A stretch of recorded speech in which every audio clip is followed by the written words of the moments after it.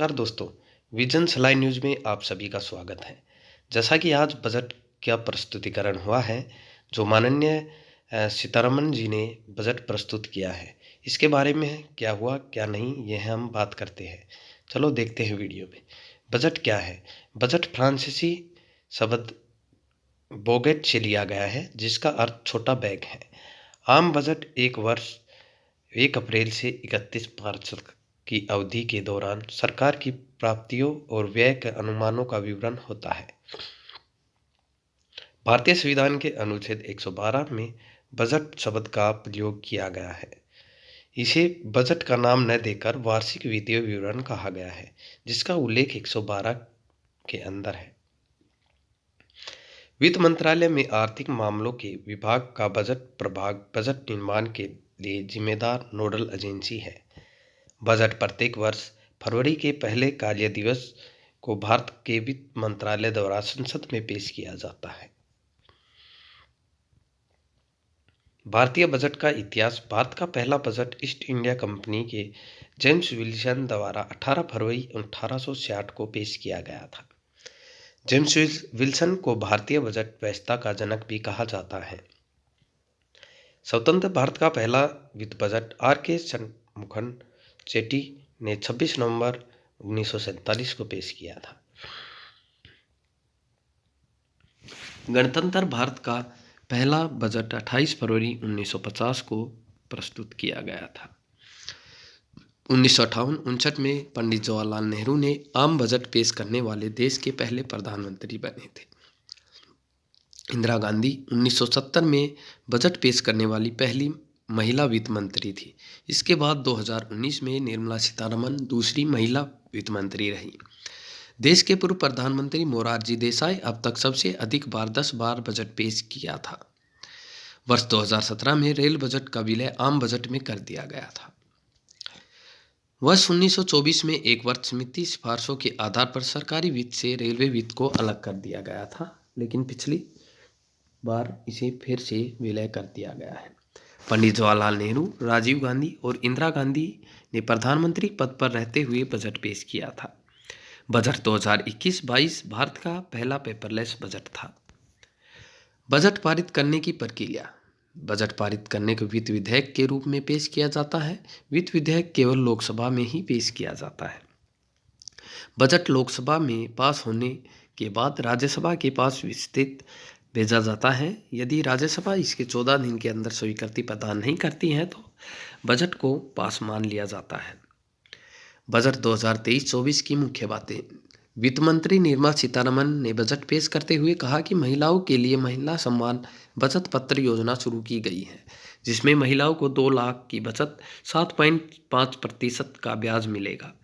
Commercial विवादों को निपटारों को देखते हुए विवाद में विश्वास 2 योजना लाएगी, जिसमें उर्वरकों और बढ़ावा देने के लिए PM प्रमाण योजना का शुरुआत की गई है। वित्त मंत्री निर्मला सीतारमण ने टैक्स को लेकर बड़ा ऐलान करते हुए कहा कि अब 7 लाख तक की सालाना आय पर कोई टैक्स नहीं देना पड़ेगा। अभी यह सीमा 5 लाख तक थी। इसके अलावा टैक्स स्लैब की संख्या घटाकर 7 से 5 कर दी गई है। 3 से 6 लाख 5% टैक्स, 6 से 9 लाख 10, 9 से 12 लाख 15 टैक्स और 12 से 15 20% टैक्स लिया जाएगा। 15 से लाख से अधिक के लिए 30% टैक्स लिया जाएगा। वित्त मंत्री निर्मला सीतारमण ने 5वीं बार बजट पेश किया है।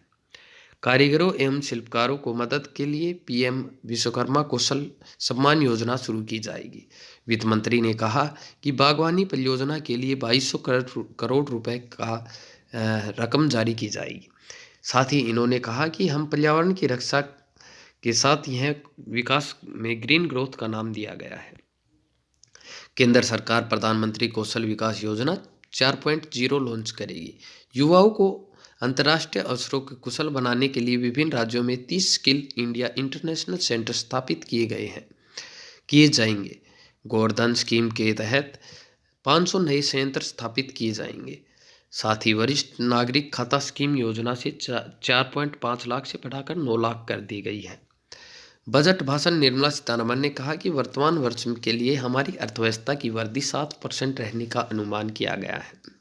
वित्त मंत्री ने कहा कि कृषि से जुड़े स्टार्टअप्स को प्रार्थना देने के लिए, जिसके लिए युवाओं को उद्यमियों द्वारा कृषि स्टार्टअप को प्रोत्साहन करने के लिए एग्रीकल्चर एक्सीलेटर फंड बनाया जाएगा।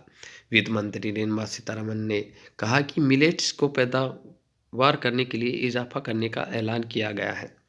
साथ ही वित्त मंत्री ने बताया कि 7 प्राथमिकताएं इस बजट में दी गई हैं, जो इस प्रकार से हैं: समावेशी विकास, वंचितों को वरीयता, बुनियादी ढांचों और निवेश, क्षमता विस्तार, हरित विकास।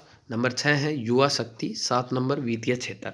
इन्होंने कहा कि बच्चों और युवाओं के लिए नेशनल डिजिटल लाइब्रेरी की स्थापना की जाएगी।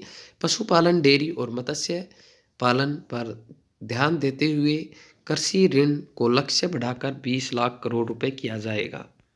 वित्त मंत्री ने कहा कि पीएम आवास योजना के तहत 66% बढ़ाकर 79,000 करोड़ रुपए से अधिक किया जाएगा। अगले 3 सालों में सरकार आदिवासी छात्रों को समर्थन देने वाले 740 एकलव्य मॉडल स्कूल स्थापित के लिए 38,800 शिक्षकों और सहायक कर्मचारियों की नियुक्ति करेगी। देश में 50 नए एयरपोर्ट बनाए जाएंगे।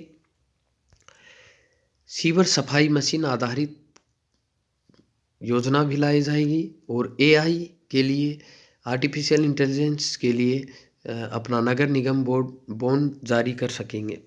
अगले वित्तीय वर्ष में रेलवे को 2.40 लाख करोड़ का प्रावधान किया गया है। अगले 1 साल के लिए मुफ्त आवास योजना लागू रहेगी।